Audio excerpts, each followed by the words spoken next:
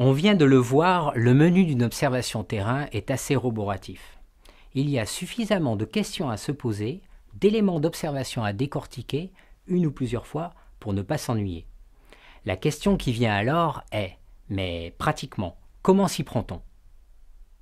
Plusieurs éléments de réponse. Déjà, on peut souhaiter, tel un fleuve, parcourir tour à tour et séquentiellement le flot de la chaîne de valeur ajoutée.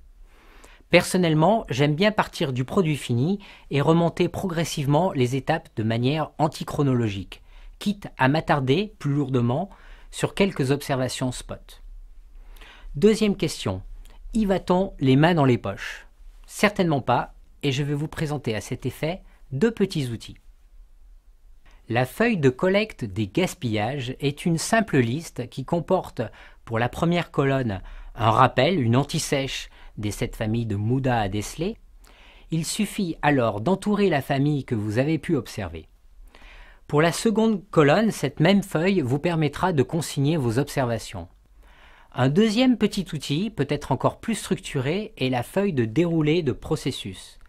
Elle a vocation, en plus de la précédente, à permettre d'enregistrer des temps et des durées de manière à tenter de quantifier, sur la durée de l'observation, la quantité de temps consacrée à produire de la valeur ajoutée, le touch time, et le lead time, et donc de permettre de calculer ce fameux ratio de touch time sur lead time.